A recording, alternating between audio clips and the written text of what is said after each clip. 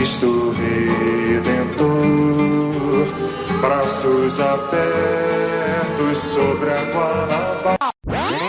Do lado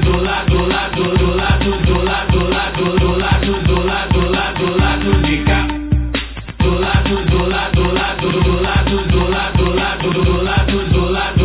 lado de cá. Não tem caô. Do lado de cá. Da dona sua. Glauber Braga do PSOL. Eduardo Cunha, você é um gangster. E o que dá sustentação à sua cadeira cheira a enxofre. Eu voto por aqueles que nunca escolheram o lado fácil da história. Eu voto por Marighella. Eu voto por Plínio de Arruda Sampaio. Eu voto por Evandro Lizin Silva. Eu voto por Arraes. Eu voto por Luiz Carlos Prestes. Eu voto por Olga Benário. Eu voto por Brizola e Darcy Ribeiro. Eu voto por Zumbi dos Palmares. Eu voto não! Deputado Glauber Braga, do PSOL do Rio de Janeiro, votou não, totalizando 76 votos. Olá, ouvintes da Central 3. Hoje é quinta-feira, 21 de junho de 2018, e está no ar o Lado B do Rio, o podcast sobre o lado da cidade que nunca escolheu o lado fácil da história. Aqui quem fala é o Cício Canete. Estou aqui no estúdio Major, na Tijuca, acompanhado dos panelistas desfalcados do Daniel, que está cumprindo seus compromissos paternais. Olá, Caio Belandi. Olá aos amigos ouvintes, aos companheiros de bancada. Queria dizer que é uma honra para mim estar ao lado desse convidado de hoje, um convidado muito especial que a mim me toca muito, responsável pelos 58 segundos da minha vida que me dão forças para continuar na luta e no engajamento de uma sociedade melhor. Então hoje eu estou muito feliz, particularmente muito feliz de estar aqui com ele para poder perguntar e poder esclarecer um monte de coisa. Olá, Fagner Torres. Bom dia, boa tarde, boa noite a todos que estão nos ouvindo. Lá do B do Rio 65, estou também muito satisfeito, muito feliz de estar aqui na bancada hoje, começando mais um programa com um convidado ilustríssimo. Daqui a pouco a gente vai trazer todos os parlamentares do PSOL aqui, eu espero, né? Já trouxemos o Tarcísio, já trouxemos que não são parlamentares, mas que também são militantes do partido, Marcelo Biar, o Orlando Zacconi. Temos o Eliomar. Né? Já trouxemos o Eliomar. No especial de São Paulo a gente vai levar a Erundina. Então, a gente vai trazer todo mundo do PSOL aqui para a gente poder, quem sabe, fazer a revolução através do podcast, já que ela não será televisionada. É uma honra mesmo estar aqui para poder participar do programa, debater e perguntar, e também dizer a mesma coisa que o Caio, enfim, uma pessoa que lavou a minha alma naquele foi abril, né? Foi mês de abril, né? Aquele abril fatídico de 2016, né? A pessoa que lavou a minha alma diante daquele cenário tenebroso que todos nós acompanhamos pela televisão. Vamos lá. Bom, depois dessa calorosa recepção, a gente vai anunciar nosso convidado aqui. A gente tem o maior prazer de receber no estúdio o deputado federal do PSOL pelo Rio de Janeiro, Glauber Braga. Muito prazer em ter conosco, Glauber. Poxa, que prazer é meu de estar aqui tendo a possibilidade de bater esse papo no lado B do Rio, e tenho certeza que a gente vai fazer aqui um programa onde vai ter muita novidade, a gente vai estar discutindo o que está acontecendo no Brasil. Eu que agradeço pelo convite de vocês para que a gente possa estar aqui conversando. Mais um adolescente foi morto graças à famigerada guerra às drogas. O menino Marcos Vinícius da Silva, de 14 anos, foi baleado na barriga nessa quarta-feira durante a operação da Polícia Civil e Forças Militares no Complexo da Maré. E, bom, ele estava indo para a escola, foi atingido a caminho da escola, foi atendido dentro do CIEP, mas não resistiu aos ferimentos e veio a óbito. Glauber, quando é que a gente vai dar um basta nessa política de genocídio de jovens negros no Brasil? Tem que mudar o disco do que é a representação da política de segurança. Essa história de fortalecer uma visão de que a bancada da bala, a bancada da metralhadora, a ampliação do Estado punitivo resolve os graves problemas de violência do Estado do Rio de Janeiro e dos outros estados do Brasil, é conversa fiada. Está aí a intervenção, que quando ela foi anunciada, uma das poucas bancadas que disse que não votaria a favor, junto com outras, é verdade, de oposição, foi a do PSOL. E naquela época nós fomos muito criticados. e a gente cobrava algumas coisas. A primeira delas, cadê o planejamento da intervenção a ser realizada? Não tinha planejamento. Era uma ação midiática para tentar tirar um governo das cordas, porque estava altamente impopular, com uma agenda que é desgastante e que a maioria do povo é contra. Então, isso é antigo, né? Quando você está nas cordas, o que você faz? Você procura uma agenda bélica. Foi isso que o governo de Michel Temer fez, e a gente tem que ter muito cuidado, porque eles vão tentar levar essa agenda para o centro da eleição de 2018. O que aconteceu na Maré é mais do que lamentável, é brutal. Mas, infelizmente, não é a brutalidade só desse episódio. É de uma política que vem se estendendo e se ampliando dia após dia, no Rio de Janeiro e nos mais variados estados do Brasil. Mas a gente não pode também deixar de, nesse momento, de mandar aqui a nossa solidariedade. Ninguém vai conseguir se colocar no lugar da família desse menino, desse jovem, né? Só eles sabem o que estão sofrendo nesse momento. Mas pelo menos a gente tem que aqui fazer um grito de saudação e de abraço no momento de tanta dor. Agora, respondendo a sua pergunta, tem que mudar a política de segurança pública que está estabelecida como fato consumado. Se a gente tiver mais tempo, eu queria falar de algumas propostas. Você pode falar agora. Essa justamente é o que eu ia falar, que eu ia perguntar a você. É isso, a gente sabe, né? Você colocou aí enfaticamente, todos nós aqui da mesa concordamos que essa política, ela representa a falência do Estado, ela nada mais é do que um extermínio da população mais vulnerável, que é pobre e preta, né? Todos nós concordamos sobre isso, mas existe uma dificuldade muito grande, né, nossa, de dialogar com o povão que sofre na pele a brutalidade do Estado diariamente, né, no sentido de mostrar para ele que mais violência não resolve o problema da violência, né? E aí, em cima disso, quais são as propostas que você acha que devem ser implementadas para que a gente saia desse Estado fascista, né? Um Estado de fascismo contra uma população específica. Fagner, em 2016 acabaram de sair os dados do Fórum Brasileiro de Segurança Pública. 62 mil pessoas assassinadas, mortas, homicídios. Dessas mais de 62 mil pessoas, 70% pessoas negras e pardas. Mais de 70%. O Brasil não tem um plano nacional de redução de homicídio. Pela primeira vez a gente tem um dado consolidado que são vidas, você passando da casa de 60 mil pessoas assassinadas. É impossível que você não tenha uma verificação de quais são as áreas mais vulneráveis, onde você tem ampliação de mortes, para que você tenha políticas públicas específicas para aquelas áreas. Ponto 1. Ponto 2. As Forças Armadas, elas não têm aptidão para policiamento ostensivo.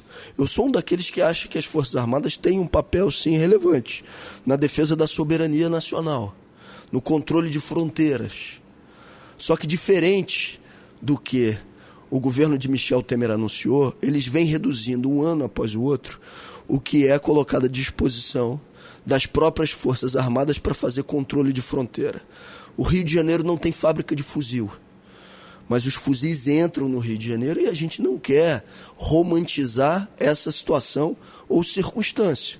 Você tem que ampliar o controle sobre armamento pesado no estado do Rio. Ponto 2. Ponto 3. A gente precisa necessariamente discutir o sistema prisional brasileiro. As unidades prisionais brasileiras, ninguém acredita mais que elas possam servir como um espaço de ressocialização. Além de ter um claro caráter de classe, se a gente for fazer a avaliação de quem são aqueles que estão nas unidades prisionais, você precisa ter elementos que incidam diretamente sobre a espiral da violência. Do que a gente está falando? Apresentamos propostas objetivas. Uma delas, Plano Nacional de Educação nas Unidades Prisionais. Hoje, se você tira um retrato das unidades prisionais brasileiras, 700 mil pessoas presas. Se você faz um filme no período de um ano, mais de 1 milhão de pessoas passam pelas unidades prisionais. Dessas, só estudam ou trabalham nas unidades de 10% a 12% das pessoas, mesmo podendo ter a remissão da pena. que é o Plano Nacional de Educação nas unidades prisionais? Você não pode obrigar ao estudo, mas você pode fazer com que tenha 100% de oferta nas unidades, se você tiver uma articulação entre estados e governo federal. Está lá a proposta, a gente espera que ela tramite e que ela entre em votação.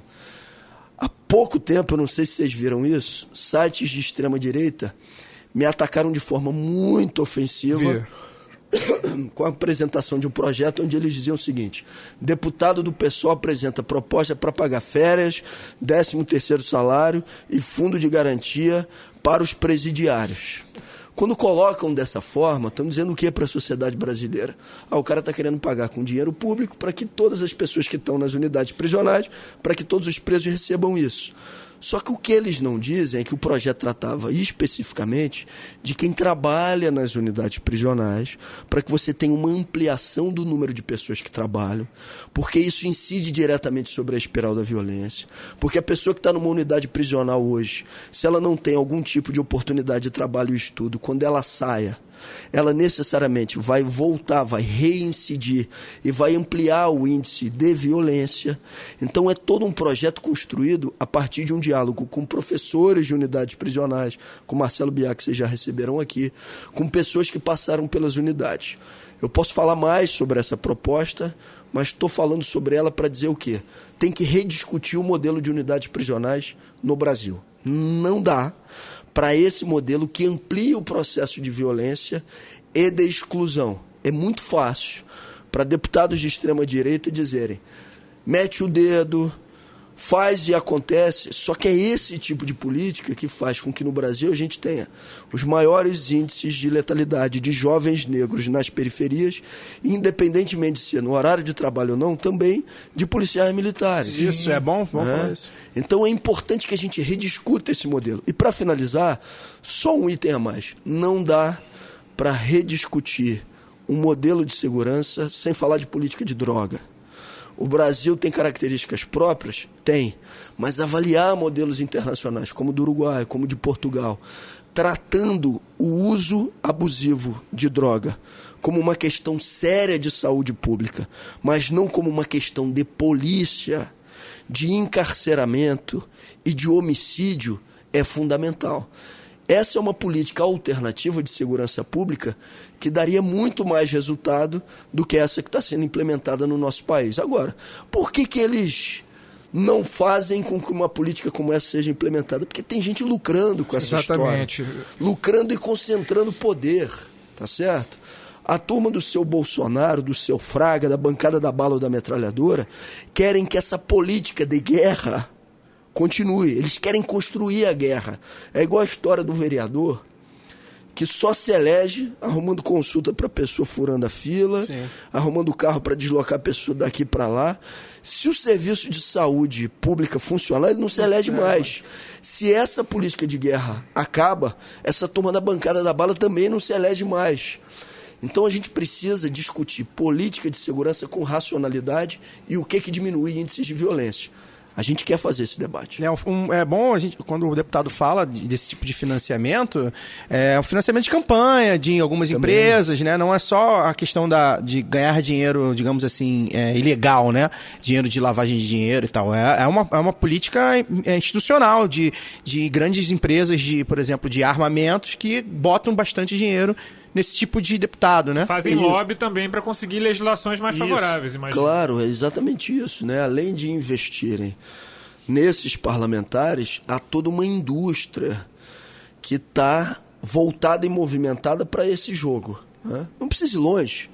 Vê nos veículos de televisão aberta. Boa parte deles, no horário da tarde, tem aqueles programas esdrúxulos que se movimentam ampliando o medo das pessoas em relação ao que está acontecendo na cidade. É o mesmo tipo de modelito. Sim, agora, acho... Você quer falar, Cícero? Só para pegar uma pergunta da questão do encarceramento, hoje boa parte dos presos hoje são presos provisórios. Sim. Ou seja, pessoas que não foram julgadas. Isso, obviamente, tem um problema muito maior do judiciário brasileiro, uma série de outras estruturas, mas principalmente passa muito pela não adoção de medidas recomendadas pelo CNJ, como a audiência de custódia. Como isso tramita dentro do Congresso? Com muita dificuldade, pelo contrário. quando você já tem audiência de custódia, tem parlamentares trabalhando e reforçando a ideia de que ela não deveria acontecer. Por quê? Porque foco na política do hiperencarceramento. Os caras estão querendo, Alciso, e essa que é a verdade, privatizar as unidades prisionais e lucrar com isso. Eles já apresentaram, inclusive, propostas formais sobre o assunto na própria Câmara. Então, para quem quer privatizar as unidades prisionais para ganhar mais dinheiro com cada pessoa que esteja numa unidade, você rediscutir um modelo que diminua a violência, mas que também discuta o hiperencarceramento, não vale a pena para eles. Tem o documentário aí que muita gente já discutiu, já viu no Netflix, que é a 13ª emenda, né? Aquela realidade não é só da política americana, do governo dos Estados Unidos, é uma realidade brasileira. Sim. Só pra... Desculpa, Fagner. Vai mas lá. É que assim, teve um PL recente que estava querendo obrigar os presos a trabalhar. Tem que pagar pela própria cadeia, alguma coisa dessa. Ser inconstitucional hoje em dia não significa mais muita coisa, que a gente sabe que a Constituição não está valendo muito ultimamente no Congresso, infelizmente. Mas isso também é uma ferramenta para introduzir essa privatização dos presídios? É uma lógica, né? Qual é a lógica, né? Isso atravessa muito a sociedade e os conservadores entendem e sabem disso.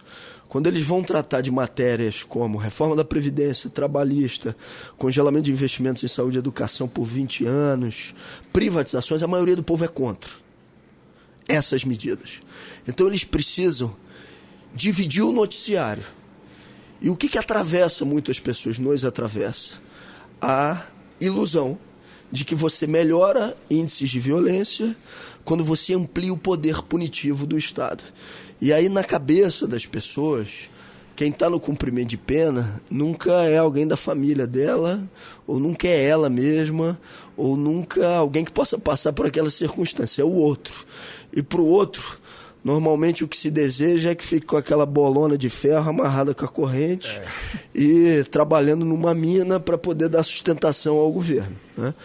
O Brasil é signatário de tratados internacionais, a própria Organização das Nações Unidas não orienta o exercício de trabalho forçado, com todas as consequências que o tipo de adoção de política como essa tem, né? Então isso é uma evolução à Idade Média para que a gente não tenha a barbárie institucionalizada, porque normalmente o direito penal faz isso com o seu inimigo. Ou é o inimigo de classe, ou é o inimigo político, né? Não dá para esquecer isso. Sim.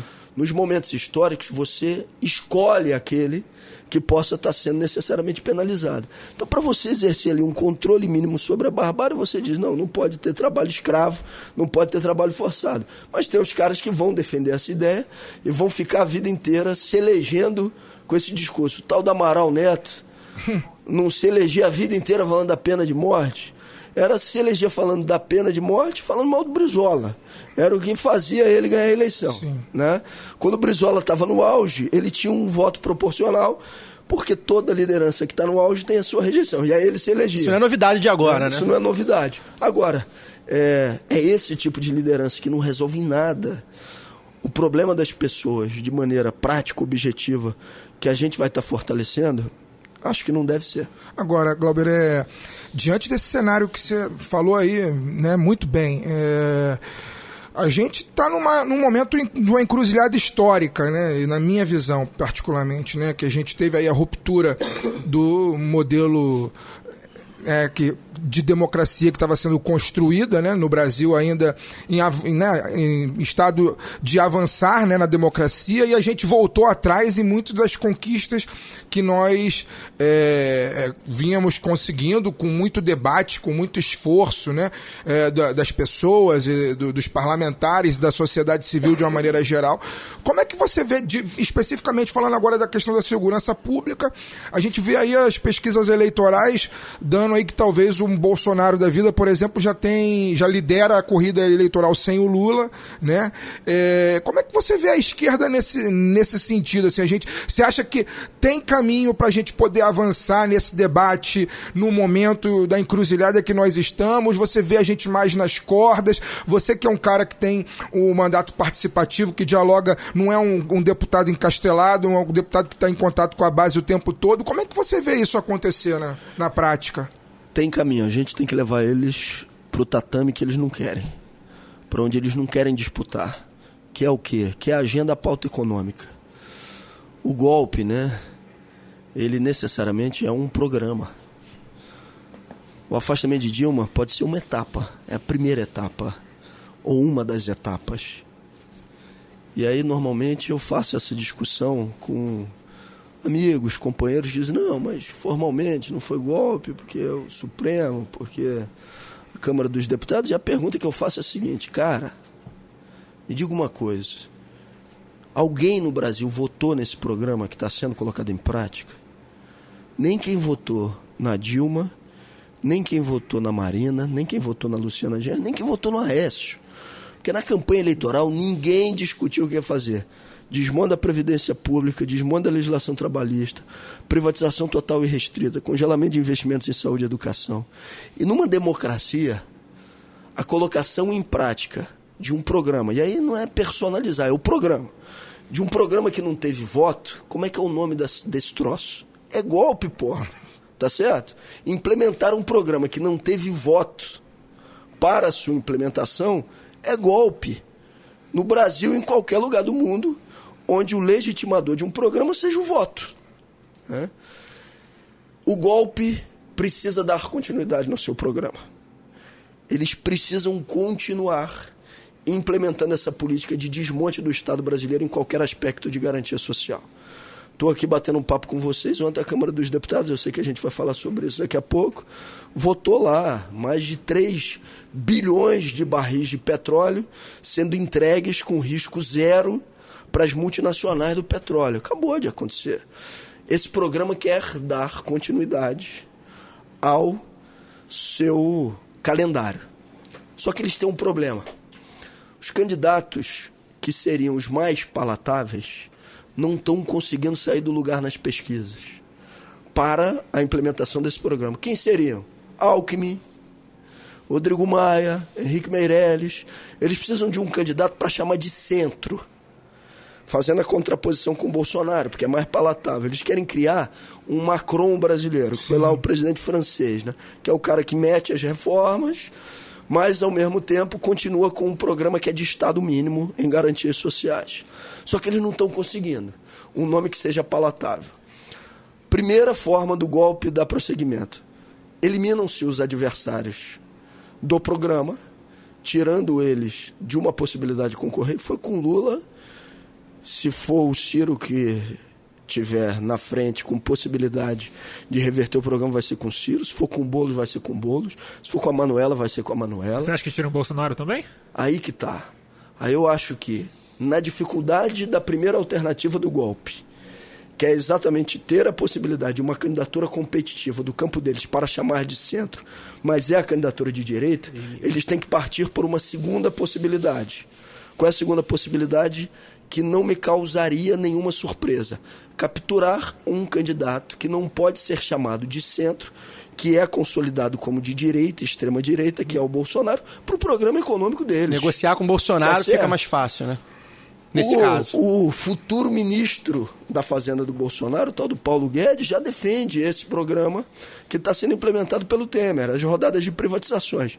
Não me surpreende em nada se fazem a captura do Bolsonaro para esse programa, já está capturado, e que então não achem que seja tão impalatável a possibilidade de que ele seja o candidato vitorioso.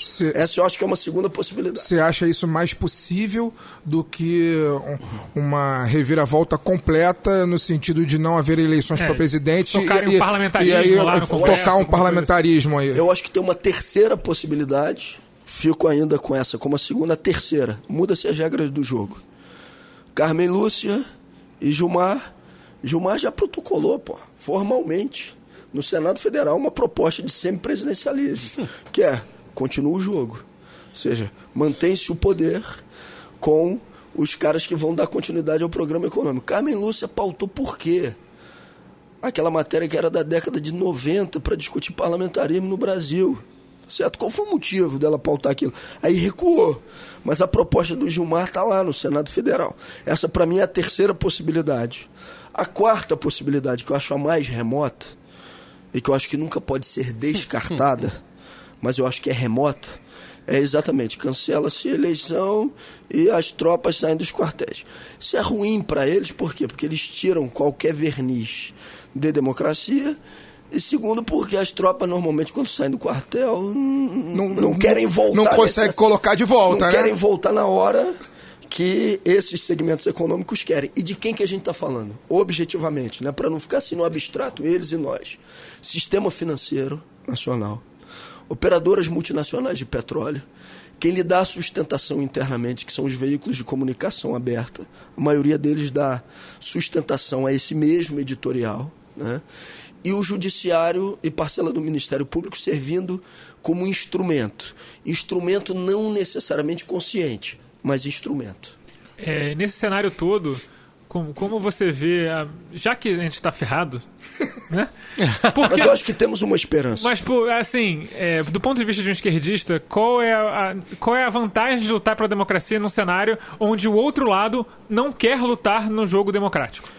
Eu acho que essa é exatamente a esperança. Ótima pergunta. A gente tem que ter ampliação da resistência, por quê? Porque você precisa ter aqueles que não ficariam no mesmo palanque, mas lutando por objetivos que sejam comuns. Qual é o objetivo comum agora? A realização de eleições democráticas. O povo que escolha o programa que quer ver implementado. Se o povo disser que quer esse programa que está sendo implementado por Temer nas mãos de uma outra candidatura, eu boto minha viola no saco e fico quieto. Tá certo? Agora, essa é a grande oportunidade. Ter espaço para dialogar com o povo, para mostrar, olha, o que está em jogo é isso aqui. Nós podemos ter uma alternativa que seja diferente disso. E aí, quando o povo decidir majoritariamente que não quer esse programa e que quer, então, uma candidatura que seja de oposição a essa, companheiro, vamos para a mobilização popular e vamos na garra. Porque aí a gente não vai ficar também parado dentro de casa esperando que a vontade popular da maioria não prevaleça. Perfeito. Glauber, fazendo uma provocação agora. Você é um deputado que mesmo no governo Dilma, né, quando foi ao PSOL, o PSOL sempre se colocou como oposição à esquerda, né, do governo Dilma. E aí eu queria fazer uma provocação a você nesse sentido. Você acha que a conjuntura histórica ela foi avassaladora e imutável a ponto de nos levar ao cenário que nós nos encontramos hoje, a queda da Dilma, a ascensão do Temer, a perda de direitos, etc. Ou você apontaria erros cruciais do governo, no caso o governo do PT, da coalizão que o PT fez, para poder se manter ali no poder como grande responsável por esse estado de coisas atual? Você sabe, Fagner, que eu até não gosto de ficar falando muito isso nesse momento, pela necessidade de ter amplitude na resistência. Mas, em qualquer ação, do microcosmo às grandes ações, a análise ela vai daquilo que os outros fazem e da análise do que você faz, né? Para qualquer coisa na nossa vida.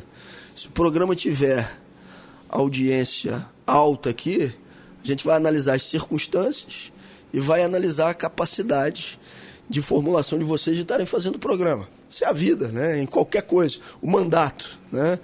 Eu posso perder a eleição porque as circunstâncias levavam a uma derrota e também sempre posso fazer uma reavaliação dos erros cometidos. Então, claro que tem erro cometido também. Não existe a possibilidade de não ter erro. Agora, o que sustentou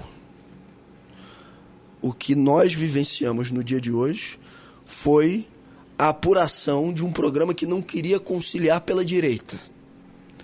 Acho que foi um equívoco, por exemplo, ter colocado como suas políticas do Levi, né? Ou seja, alteração no abono salarial, seguro-desemprego, a gente votou contra essas medidas. Aquilo foi um equívoco, né? Mas esse equívoco, esse erro, né, ele na verdade foi substituído por uma não conciliação à direita. Ou seja, o que é o governo de Temer? Retira-se direito de quem está na base da pirâmide, dos mais pobres e da classe média, para transferir dinheiro, renda e poder para quem está no topo. O que a Dilma tentava fazer? Um governo de conciliação ou compatibilização de interesses. Porque teve ganhos que são importantes e que têm que ser reconhecidos no governo de Lula. Ou seja, a saída do Brasil do mapa da fome não é importante? Porra, é importante, né? A ampliação da presença de jovens nas universidades é importante? É importante. não dá para negar isso, né? Você ter necessariamente uma política de valorização do salário mínimo é importante, né? Só que as condições históricas levavam naquele momento a você ter ampliação de direito de quem estava no topo e de quem estava na base. Quando essas circunstâncias se modificaram, que os caras disseram, não, por quê? Por que eu vou compatibilizar? Eu tenho que agora tira de quem está na base para manter de quem está no topo. E aí eles então vêm com força para fazer isso. Agora tem uma lição que não pode ser esquecida, eu acho disso tudo. Não adianta imaginar que vai ficar compatibilizando interesse com quem está no topo da pirâmide e que esse cara, na hora que tiver a chance, não vai te passar a perna, porque vai. Por isso que você tem que se preparar permanentemente para um processo de mobilização e de luta. Você não pode concentrar só no período eleitoral os desejos do povo. Isso tem que ser uma construção permanente. Perfeito. Bom, falando em dinheiro, poder e renda, vamos passar para o caô da semana. Caô. Lê, lê, lê, lê, lê, lê, oh. A base governista conseguiu aprovar na Câmara dos Deputados o projeto de lei que permite transferir 70% das áreas de direito à exploração da Petrobras para outras empresas petroleiras. Glauber, como reestabelecer, o papel estratégico do controle nacional sobre o petróleo? Nesse governo isso não vai acontecer. O governo de Michel Temer está atendendo exatamente esse objetivo. O que fez? Num período de 7 dias, o óleo diesel tem uma variação 5 vezes. Foi exatamente a delegação ao mercado para verificar qual seria o preço dos combustíveis. O cara está fazendo o quê? Ele está sucateando as refinarias brasileiras, remete o óleo cru para fora e amplia a importação daquilo que já foi refinado fora do Brasil. Pra você ter uma ideia de ordem de grandeza do que se importava dos Estados Unidos de óleo e diesel do total, em 2015 a gente está falando de 41%, em 2018 80%. Então olha o tamanho do interesse que está colocado aí nessa história. Então esse governo não vai ter uma reversão dessa política, porque quem ainda dá sustentação é ele. E o Temer tem a esperança de não ser preso, ou seja, de ser salvo por esse mesmo grupo até que termine o mandato dele. Então ele vai fazer o jogo da turma, não vai deixar de fazer. O que a gente tem que fazer é construir uma proposta, inclusive de unidade mais ampla em relação às eleições de 2018. Eu não estou falando de unidade eleitoral, estou falando de unidade programática, dizendo, votemos naquela candidatura que vai reverter essa política que está sendo tocada pelo senhor Michel Temer. Como é que se reverte isso? Se reverte já falando sobre o assunto agora, mobilizando o povo, dialogando com as pessoas, mostrando da necessidade e, passado o processo eleitoral e ganhando essa batalha, se juntando junto com o povo para garantir a reversão. Aí um dia desse eu fiz um bate-papo com os meninos lá e que esse discurso do mercado ele é muito forte, atravessa todo mundo, é o tempo inteiro os veículos falando isso. Mas o que está acontecendo na Petrobras não é o resultado de uma política que não tem competição. Mas isso não é doutrinação não, pô. Não é doutrinação. Não é o resultado de uma política. Meu Deus do céu. A política da Petrobras com Pedro Parente foi completamente entregue aos interesses de mercado, que define tudo. Foi exatamente o que nos levou a essa circunstância. O que tem que reverter? Tem que reverter a política que está sendo colocada. E o Estado tem que exercer o seu papel mesmo, tá certo? Na limitação do mercado, principalmente em ativos, que é uma palavra que eles gostam muito de usar, estratégicos. Ou seja, se faz guerra no mundo inteiro por conta de petróleo. Todo mundo quer petróleo. Aí a gente vai entregar de mão beijada? Não, o governo tem que exercer o seu papel e segurar essa história. Só nesse tema do petróleo, eu vou fazer uma crítica... Uma pergunta da crítica à esquerda, né? Muita gente na esquerda, talvez não tanta gente assim, acha que, na verdade, o correto seria realmente vender o máximo de ativos de petróleo para financiar a transição energética do Brasil para o século XXI. Como você vê essa posição, digamos, ecossocialista? Eu acho que não. Soberania é até a possibilidade de você garantir que vai ter petróleo debaixo da terra para não ser utilizado. Isso é uma defesa, a parte inclusive dos protocolos, dos acordos que o Brasil assinou internacionalmente, de não ampliação de efeitos dos gases, né, relacionados à exploração. Mas essa tem que ser uma decisão do Brasil, tem que ser uma decisão da nação. ou seja, do governo brasileiro representando a maioria do povo. Quem tem que tomar essa decisão não é o mercado dos Estados Unidos, não é a Shell, não são as multinacionais de petróleo. Concordo com a crítica de, em determinados momentos, você não tem que gastar tudo e não tem que ampliar a operacionalização com uma sangria desatada como se fosse acabar a produção de petróleo daqui a 10 anos. Não. Essa decisão a gente vai tomar de maneira autônoma como governo, dialogando com o povo. Qual é a melhor solicitação, a melhor sugestão? Ao mesmo tempo que o Brasil é autossuficiente no petróleo, ele não é autossuficiente no refino. E a gente viu, dentro do esquema das denúncias da Lava Jato, várias refinarias entrando nessa história. Passadena, a de Recife, esqueci o nome dela. Abreu Lima. E especialmente o Comperj, que até hoje nunca ficou pronto. Especialmente em relação ao Comperj, o que aconteceu com o Comperj? Aconteceu que muitos problemas existiram, de fato. Desses problemas que existiram, quando você tem as denúncias da Lava Jato, iniciadas em 2014, o próprio governo, então, tenta alterar a imagem da Petrobras e coloca na sua agenda o desinvestimento como algo que fosse interessante, mas ainda na tentativa de conciliar e compatibilizar interesses, ou seja, não, vamos dar uma calmadinha no mercado aqui, mas vamos continuar tendo a Petrobras como alguém que vai fazer investimentos que sejam relevantes. Quando entra o senhor Pedro Parente, aí o tal do desinvestimento é política de governo, tá certo? E política de governo para manter o Brasil dependente estrategicamente de grandes corporações internacionais. O que der para diminuir aqui, para poder refinar fora, já está acontecendo. Inclusive com vistas ao processo de privatização da própria Petrobras. Esse é o horizonte final. E por que não falam já disso diretamente? Não falam disso diretamente porque o Datafolha faz pesquisa, e o Datafolha, que não é nenhum instituto de pesquisa esquerdista, né? De cada 10 brasileiros... Olha que hoje em dia tudo é esquerdista. É verdade. Até o Bill Clinton, né? Essa semana o Feliciano estava dizendo que o Bill Clinton é um esquerdista. Chegamos ao ponto de ver o Bill Clinton ser chamado de esquerdista e as pessoas chamarem o Kim Jong-un de um homem honrado de direita. Isso aconteceu também na internet. Bom, mas o Datafolha diz o quê? De cada 10 brasileiros, 7 são contra as rodadas de privatizações. É por isso que eles não estão colocando isso na mesa desse jeito. Se fosse diferente, pode ter certeza. Já estavam defendendo privatização desde já. Bom, eu vou botar aqui a pergunta do nosso paneirista Daniel, que ele mandou uma pergunta por WhatsApp para participar do programa, então lá vai. Alô, companheiros do lado B, boa noite ao deputado Glauber.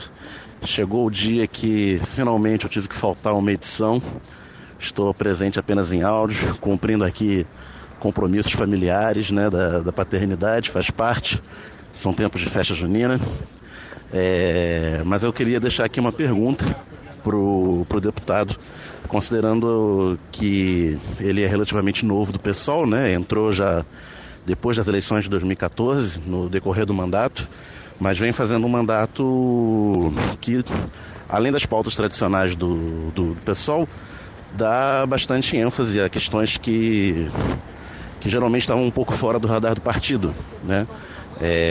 De vulto mais econômico.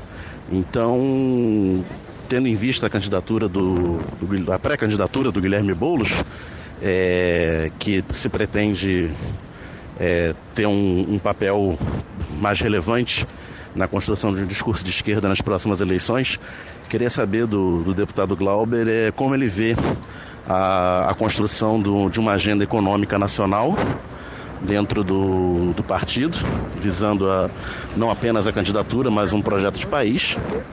E quais seriam os principais eixos que orientariam essa agenda econômica? Boa noite a todos. Vamos lá, Daniel. Não sei se vou conseguir tratar de tudo que você traz, que é bem profundo num período curto de tempo, mas vou procurar dar algumas linhas. Primeiro, a pré-candidatura do Boulos constrói sim um programa a ser apresentado nacionalmente com diretrizes econômicas que sejam importantes. Dentre elas, não dá para descaracterizar o cenário que a gente vem vivenciando, que é um cenário de desmonte do Estado brasileiro em qualquer aspecto de garantia social. Isso é um programa econômico. Então não dá também para ter uma proposta que não seja, em primeiro lugar, de paralisar o que está acontecendo e reverter o que já está sendo colocado em prática. Então você tem que assumir um compromisso público a favor da revogação da chamada PEC do teto. E esse é um compromisso que nós temos, que a pré-candidatura do Boulos tem.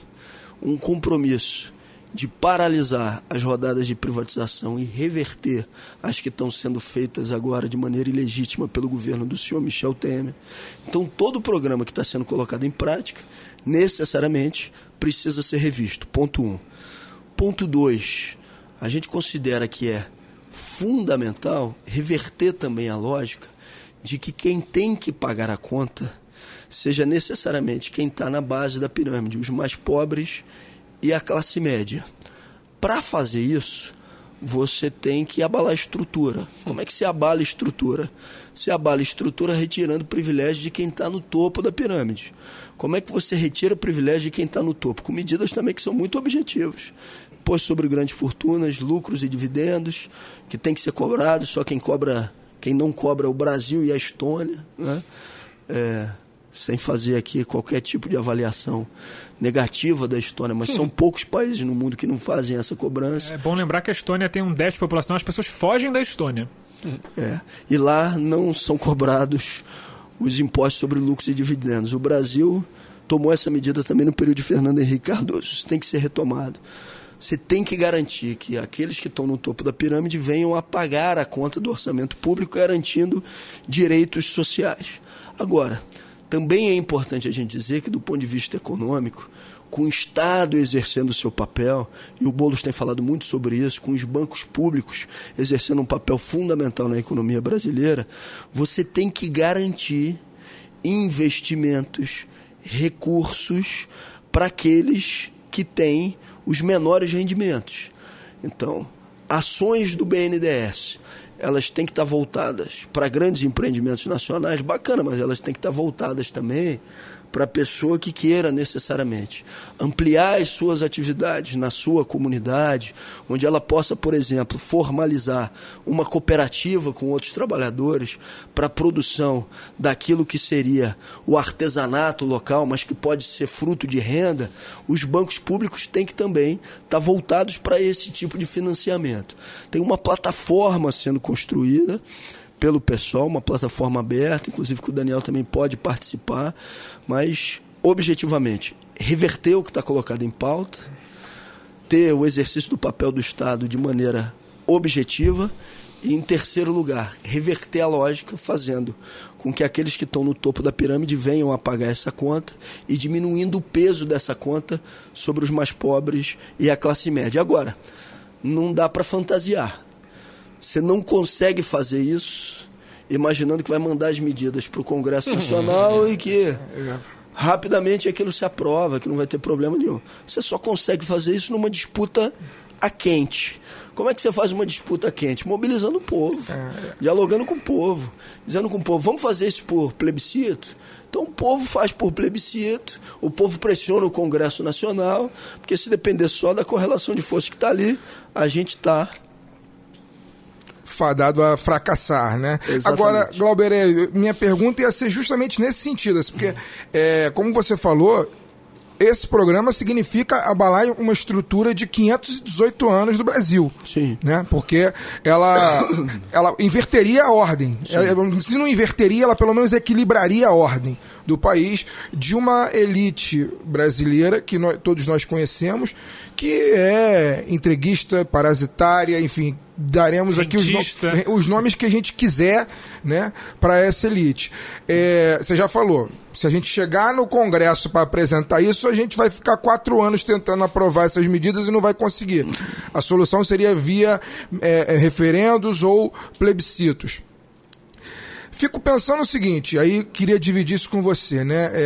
Nós tivemos um período de 12 anos do governo Lula, depois do governo Dilma I e Dilma II, tal, com ampla base popular, né? Em certa medida, principalmente os 2 primeiros governos, né? Que a gente não conseguiu fazer, a esquerda não conseguiu fazer essa discussão com a sociedade, né? E chegou um ponto, enfim, como a gente já discutiu no bloco anterior, enfim, a regra do jogo foi quebrada e Dilma foi derrubada, né? fico pensando como que a gente conseguiria fazer um programa que é o programa que todos nós queremos aqui, né? Que é a subversão da ordem social brasileira. Como fazer isso sem cair, né? Porque eu não consigo vislumbrar a hipótese. Vamos aqui conjecturar. Boulos ganha a eleição lá em outubro, né? Em primeiro turno, vai para tomar posse no dia 1º de janeiro de 2019 e levar todas essas propostas ao povo brasileiro para que a gente mobilize, discuta e faça. E eu não consigo imaginar isso tudo sem um ataque brutal a essas medidas, ao ponto de derrubá-lo antes mesmo dele tomar posse. Eu só queria fazer um parênteses que o Fagner falou, que ele falou que tivemos 12 anos que não conseguimos fazer essas pautas andarem. Eu acho que aí entra a questão da autocrítica do governo PT, e talvez o deputado concorde comigo. Eu acho que a gente também não tentou muito. Não, sim, né? Isso é uma outra E aí questão. Quando a gente fala que a esquerda não conseguiu pautar esse debate, não é a esquerda, é a esquerda que estava no poder, que podia ter agora. Ok, então eu acho que isso também conta um pouco. Eu entendo, mas o que fica mais na minha dúvida é isso. Assim, porque assim, o Boulos, se ganhar a eleição hoje, vamos supor, como você está supondo, o Boulos tem um programa muito claro. Sim. Porque o Lula não tinha. A Carta ao Povo Brasileiro não colocava não isso. colocava isso. Sim. Então, assim, mesmo que o Boulos ganhe em 1º de janeiro de 2019, ele assuma, e em 1º de fevereiro derrubem ele porque ele quer fazer isso tudo e não vai conseguir fazer, tá bem claro que ele estava ali, a população colocou ele ali para isso. Eu acho que talvez essa seja uma diferença que, enfim, vai que a gente consegue ganhar essa eleição aí, o pessoal ganha essa eleição. Aí a gente vem, ganhou pra isso, pra fazer isso. Aí os congressistas vão ter que se virar pra derrubar o cara, que é bem diferente do Lula e Dilma, né? Que, enfim, foram lá pra negociar outras medidas, avanços importantes, como o Glauber falou, mas que não exatamente passavam por isso. Eu acho que isso passa também muito, e eu já vou emendar uma pergunta pro deputado, se eu não me engano é um projeto de lei do deputado lá de São Paulo, do pessoal, meu Deus. Ivan Valente, ele fez um projeto que eu acho que não sei se andou, sobre a questão da propriedade cruzada. Eu acho que, assim, a questão da comunicação, da democratização da comunicação é vital pra gente conseguir pautar certos debates. Porque a comunicação hoje, que é a Rede Globo, a Bandeirantes, a Folha, o Estadão, etc., os 6 grandes grupos não vão permitir que esse debate seja feito.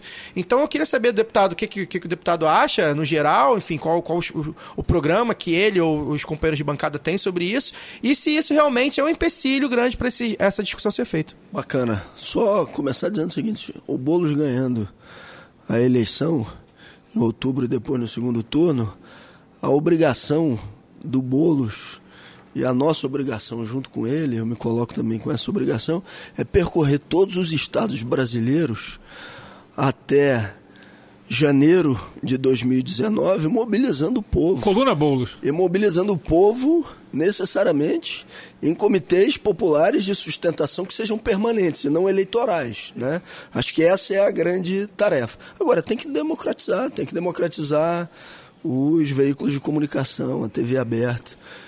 A Globo quer fazer a linha editorial dela de defesa do mercado, faça a defesa da linha editorial dela, de defesa irrestrita do mercado, mas não me apresente como se fosse uma posição de neutralidade, onde você só bota ali especialista que é a favor do desmonte do Estado brasileiro em qualquer aspecto de garantia social, como se não tivesse gente que acumulasse essa discussão com uma visão que seja alternativa deles, tá certo? Então você tem que ter um número de veículos onde as pessoas tenham capacidade de se informar com veículos de massa, com transmissão em TV aberta, que não reflitam exclusivamente um monopólio do ponto de vista econômico na sua linha editorial. Tá certo? É isso. Simplificando, mas tem que democratizar mesmo.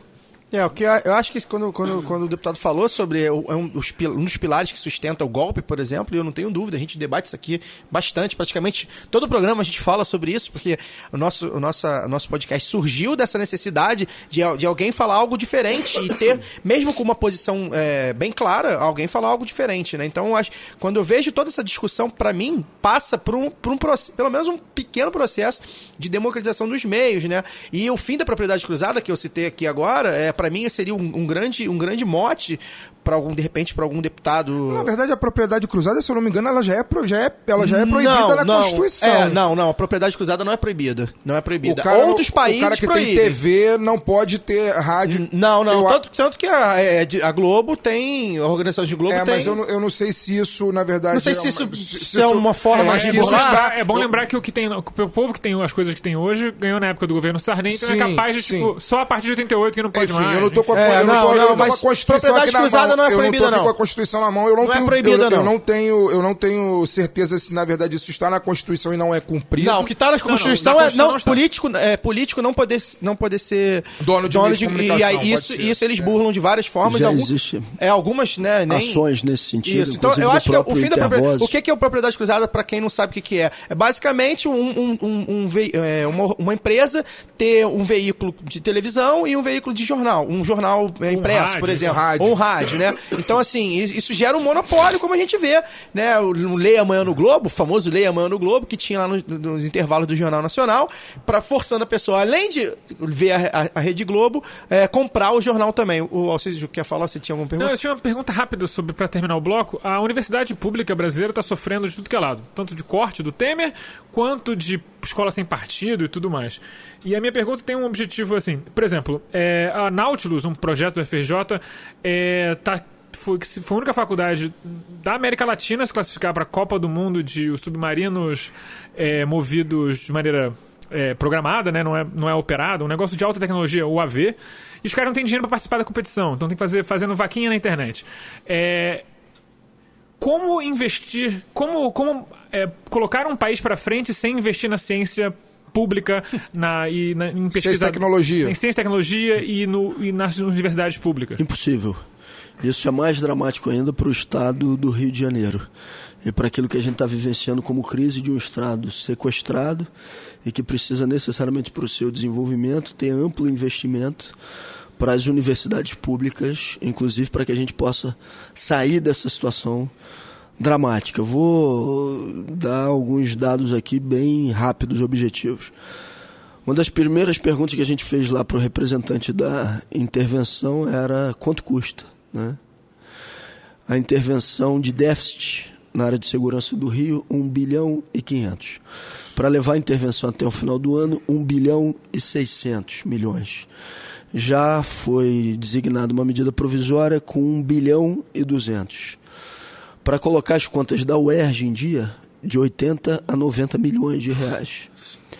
Então dava para ter auxiliado a UERJ mais de 10 vezes, só que para isso o governo disse que nunca tinha recursos para fazê-lo, né? Por que a universidade pública é alvo? Isso não é teoria da conspiração. Você não consegue o estabelecimento de um programa como esse, que retira direitos de uma maioria que está na base, sem atacar aqueles pontos que sejam de reflexão crítica. É o museu ontem, é a universidade hoje, né? A universidade ela precisa ser atacada porque ele é um polo de resistência. Você pega em cada IFE espalhado, em qualquer lugar do Brasil, do estado do Rio de Janeiro, você vai ver que ele vai ter uma reflexão crítica sobre o que está acontecendo no governo. Os meninos do IFE foram lá para Brasília numa audiência pública, era com faca nos dentes, entendeu? Com o que está acontecendo. Então precisa haver um ataque. E aí não é à toa também que você tenha uma resolução do Banco Mundial dizendo que a universidade pública não cabe no orçamento. Ao mesmo tempo, um documento do Ministério da Fazenda dizendo que em relação ao Rio, a UERJ não cabe no orçamento. E aí vem no Supremo Tribunal Federal o ministro, que é professor da universidade, né, dizer também que a universidade, no final das contas, não cabe dentro do orçamento público também. Então, isso é um grande absurdo. Né? Foi o Barroso. É bom lembrar que teve uma tentativa de golpe dentro do direito da UFRJ, da UERJ, para tirar o direito e botar dentro do tribunal. E não, detalhe que o Barroso é considerado progressista por muita gente. Mas olha, vou falar só sobre isso pra gente terminar com uma polêmica. Por favor. Aquela briga do Barroso com Gilmar Mendes. A gente torce pela briga, no caso. Quem perde é o espetáculo. Vou deixando claro para todo mundo, estou falando do ponto de vista simbólico, porque senão depois vão dizer que eu estou falando em sentido literal. Não é literal, é simbólico, né? Naquele tipo de briga eu fico esperando para ver quem morre primeiro, entendeu? Torce Estou falando do ponto de vista simbólico. Torce porque assim, o Gilmar Ele sempre foi um advogado de defesa dos seus parceiros e um advogado rasteiro. Colocado lá para isso. Todo mundo conhece o que é a função de Gilmar Mendes, que agora se apresenta como neogarantista. Né? Agora, o Barroso, na pauta e na agenda dos costumes, ele de fato tem posições mais avançadas. Verniz, Agora, pega uma decisão econômica do Barroso, podia ser o Henrique Meirelles escrevendo. Ele dá sustentação dentro do tribunal para essa pauta punitivista e para a pauta punitivista que dá também viabilidade à pauta econômica de desmonte do Estado. Ele tem sido, inclusive, utilizado para esse papel.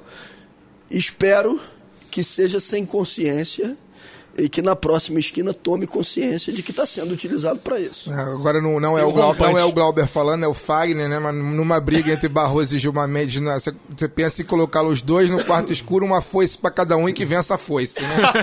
Vença o quarto escuro. Vamos passar pro terror. Tudo do ponto de vista simbólico. Sim, claro. Totalmente simbólico. Vamos passar pro terror do baile. Simbólico. Uma foice e outro com martelo. É isso que eu falo, uma foice com martelo. O terror do baile. O promotor público Henrique Limonge, de Florianópolis, está em uma saga homofóbica. O sujeito tentou impugnar 69 casamentos entre pessoas do mesmo sexo desde 2015, mesmo com o STF tendo conferido o direito ao matrimônio para casais homoafetivos. Com isso, os casamentos vão parar na justiça, gerando transtornos, agonia e desolação para os casais. Deputado, como lidar com esse tipo de membro do judiciário? Tanto juízes como promotores que basicamente podem fazer isso de maneira impune. Acho que é enfrentando. Não tem outra solução e alternativa. É fácil dizer isso para quem está no exercício do mandato, que tem um conjunto de prerrogativas, né? Mas eu acho que não tem outra solução, né? É chamar para audiência, ingressar com representação no Conselho Nacional do Ministério Público, ingressar com representação no Conselho Nacional de Justiça, quando se tratarem de magistrados, fazer mobilização popular mostrando que ele está se utilizando de uma prerrogativa para abuso de poder. Eu acho que tem um conjunto de instrumentos que devem ser utilizados, mas não é fácil, porque é um dos poderes ainda mais fechados e que qualquer ação para que você tenha uma avaliação do poder, eles reagem violentamente. Quer ver um exemplo dessa semana? Houve uma denúncia que saiu no estado de São Paulo de que um advogado estava recebendo $50 mil mensais para garantir que pessoas não fossem inseridas em delação. E aí o deputado Adi Damus começou a recolher assinaturas para uma CPI para avaliar esse caso. Eu assinei e outros parlamentares do PSOL assinaram. E, imediatamente, a manchete e o meme que vem é: deputados que assinaram CPI para matar a Lava Jato. Primeira pergunta. Desafio qualquer um que tenha colocado isso. Onde é que no ordenamento legal brasileiro diz que CPI tem objetivo ou que possa ter prerrogativa de interromper processo judicial? Ponto 1. Segundo, o cara que estaria recebendo a CPI, inclusive, a tarefa dela é investigar e remeter ao Ministério Público, que é o próprio Ministério Público que vai avaliar se tem condições para ação ou não. O poder continua sendo deles, tá certo? Ou seja, a CPI não toma o lugar do Ministério Público para fazer isso. Sim. Então remete ao Ministério Público. Terceiro, o cara que poderia estar, que eu nem estou afirmando que está recebendo $50 mil para fazer um mercado de delação e para que algumas pessoas não sejam colocadas, isso não tem que ser investigado? Tem. Agora, só você falar nessa possibilidade, você tem ali o aparato que necessariamente se forma para poder atingir quem quer estabelecer uma reflexão crítica sobre o Ministério Público, sobre o Judiciário brasileiro. Pô, eu quero estabelecer reflexão crítica sobre o Legislativo, sobre o Executivo, sobre o Judiciário, sobre o Ministério Público. Agora, eu não esqueço que o fascismo, do ponto de vista internacional, ele sempre se movimentou pelo direito penal. Ele sempre se movimentou pelo Estado punitivo. Sim. Nunca foi por outro lado. Então, essa reflexão crítica também a gente tem que fazer. Eu acho que a gente tem que enfrentar esse debate. A gente da esquerda, às vezes, fica muito recuado nessa história, porque a gente tem um pouco daquela coisa do contorno da esquerda punitiva, né? Que não quer muito enfrentar esse debate, porque é um debate desgastante. Desgastante porque a maioria do povo, se não a maioria também, mas compra esse debate, mas eu acho que não tem jeito. Ou a gente faz esse debate de frente, ou a gente vai ser engolido pela história. Eu queria aproveitar e fazer uma pergunta que não tem a ver, mas, enfim, não tem. Você está falando de enfrentamento de debate, eu acho que é importante, né? Eu sei que você está muito envolvido, você está dialogando com os setores, e aí eu queria que você falasse um pouco sobre essa questão que você está se envolvendo agora, que é da proibição já que a gente está no período de Copa do Mundo, né, a proibição do ato de torcer, né, da questão da manifestação política nos estádios. Eu sei que você está dialogando com setores, você está dialogando com coletivos de torcidas, com torcedores. O que você pensa em relação a isso e quais são os caminhos que a gente tem que fazer para poder reverter essa questão, já que o público que também ouve a gente também gosta muito de futebol. Bacana. E eu acho que tem interesse em ouvir a sua palavra a respeito disso. O brasileiro é, de fato, apaixonado por futebol, né? Tá inserido na nossa cultura. Só que o estádio de futebol ele não é uma ilha, né? Que não esteja relacionada com o que está acontecendo no restante do Brasil e no mundo, né? E aí eu fui procurado por um grupo de torcedores. E esse grupo de torcedores, parte deles organizados, que querem torcedores de esquerda e que querem a apresentação de uma proposta, de um projeto de lei para reverter a proibição da manifestação política nos estádios. Ou seja, que você possa se manifestar politicamente. Se você quiser levantar a faixa dentro do estádio dizendo fora Temer, que você possa fazê-lo.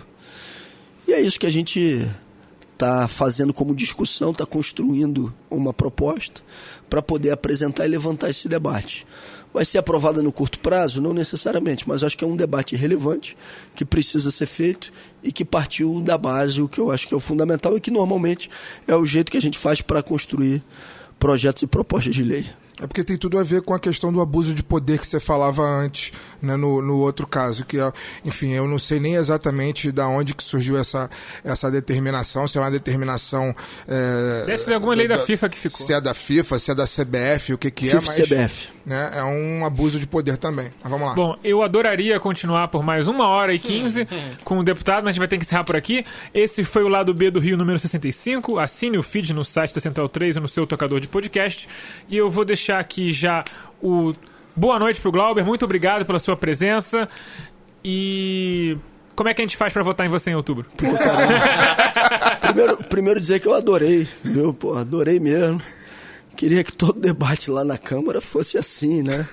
Porque lá é um espaço muitas vezes muito insalubre, né? Que eu me senti completamente à vontade, né?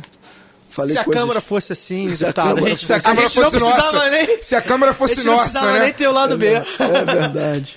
Mas eu queria agradecer demais a vocês, agradecer aqui por essa oportunidade, agradecer ao Fagner, ao Alcísio, ao Caio, ao seu Paulo, que ficou ali nas operações também, a Dedé, que está aqui junto com a gente nos estúdios, ao André, né? Agradecer a cada um e a cada uma que acompanhou aqui o programa.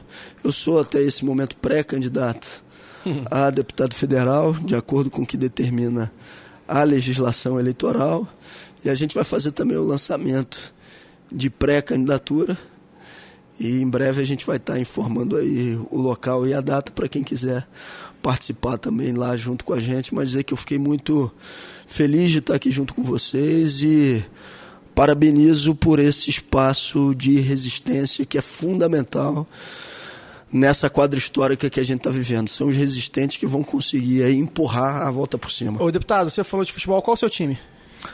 Rapaz, eu vou dar uma dica. Quando o Renato Gaúcho fez aquele gol de barriga, eu chorei muito. Mas chorou contra ou a favor? Não quis ir pro colégio no dia seguinte, porque sabia que todo mundo ia pegar no meu pé. Então estamos juntos. Né? Eu já fui aquele flamenguista que eu via todo jogo que tivesse, no radinho, onde fosse. Hoje eu tô mais desligado. Tá ótimo. Eu sou flamenguista. Como o deputado precisa ir, a gente vai encerrar o programa e depois a gente dá um abraço pra todo mundo. Na edição vai ficar lindo. Tirar uma foto. Opa! Bom, depois a gente... Só rapidamente tirar uma depois fotinho. Tem que mandar os abraços, porque 40 minutos. Bom, o deputado já foi, tiramos fotos, choramos. Que homem! Choramos um pouco quando ele foi embora. Meu Deus. O programa foi, de fato, muito legal e agora a gente vai partir para as despedidas. Bom, Boa noite, Caio Belandi.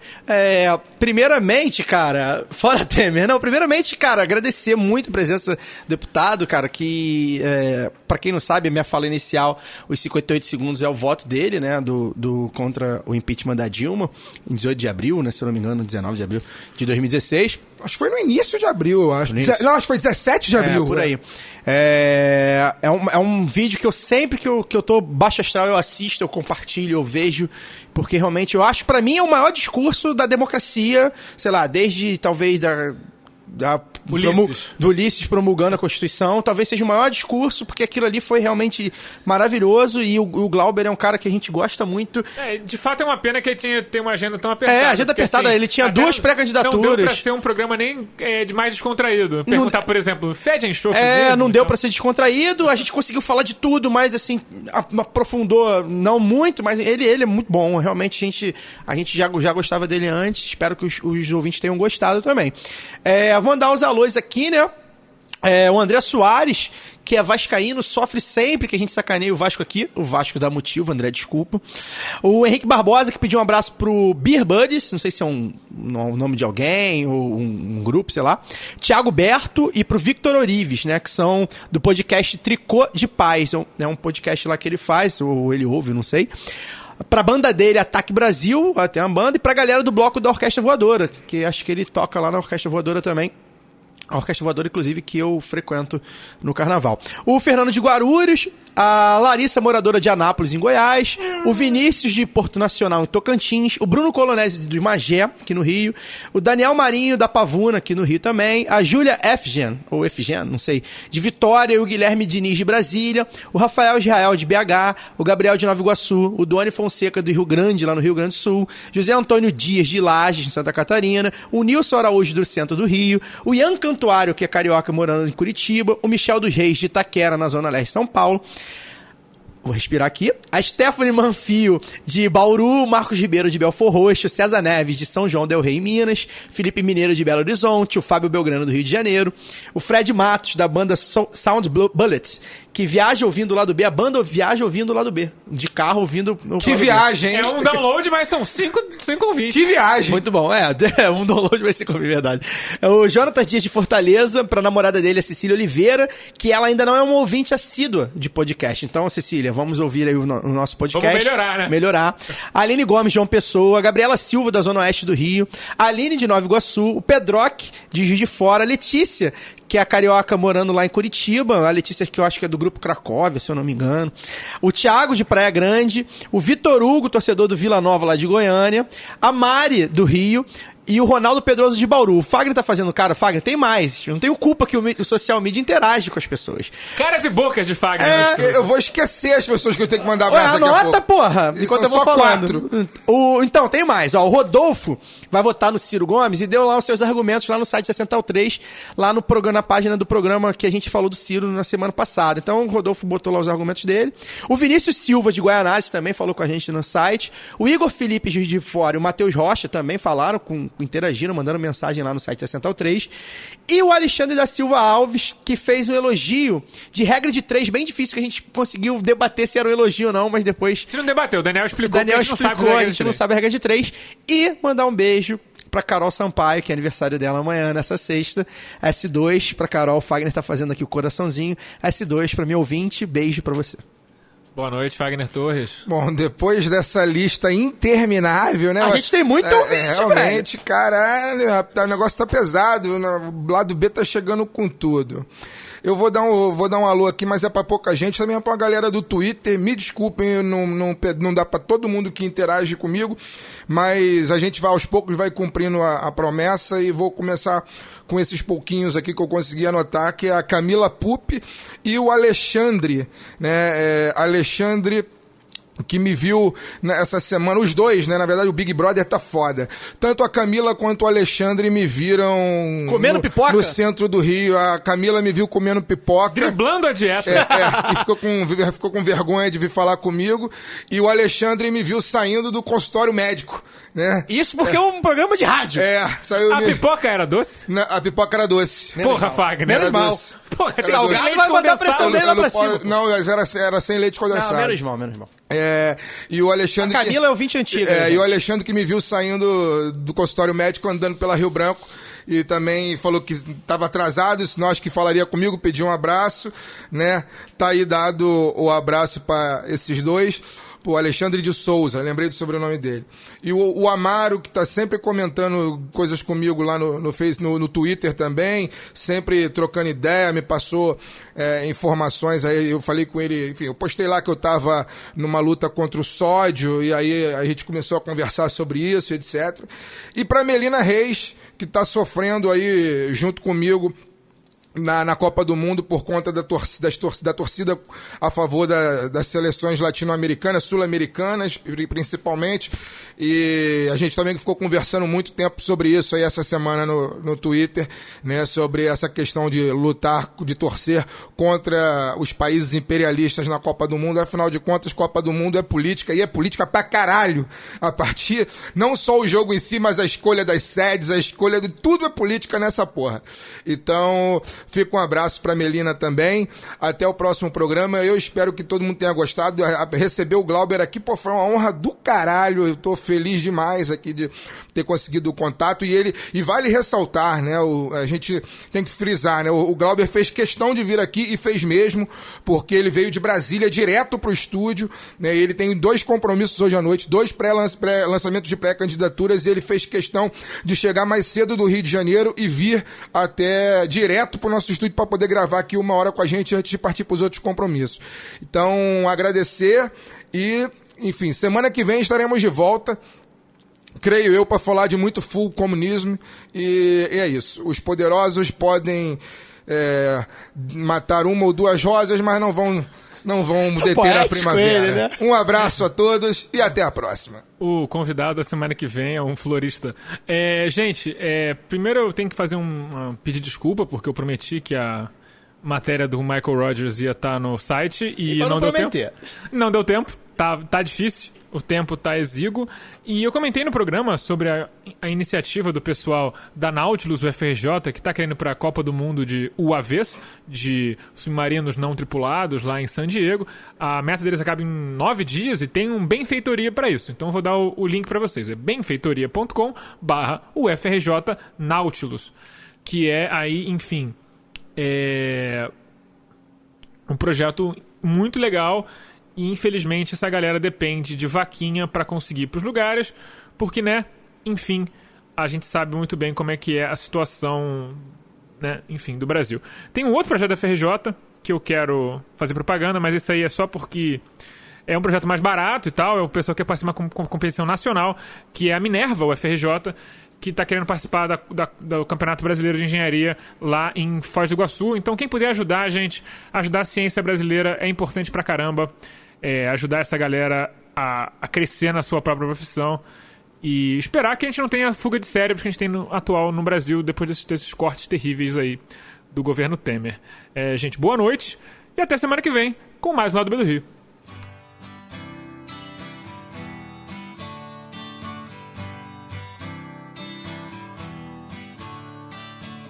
Don't you know, we're talking about a revolution sounds like a whisper. Don't you know, we're talking about a revolution, it sounds like a whisper. While they're standing in the welfare lines, crying at the doorsteps of those armies of salvation, wasting time in the unemployment lines, sitting around waiting for a promotion. Don't you know, talking about a revolution sounds whisper. Poor people gonna rise up, get their share. Poor people gonna rise up and take what's theirs. Don't you know you better run, run, run, run, run, run, run, run, run, run, run, run. Oh, I said you better run, run, run, run, run, run, run, run, run, run, run, run. 'Cause finally the tables are starting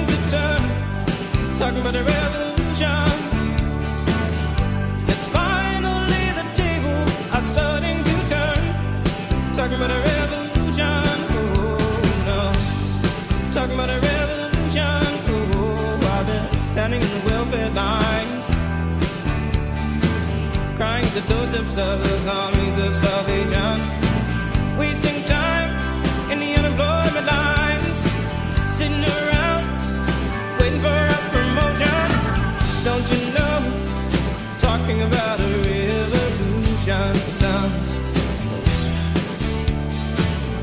And finally the tables are starting to turn, talking about a revolution. Yes, finally the tables are starting to turn, talking about a revolution. Oh no, talking about a revolution. Oh no, talking about a revolution.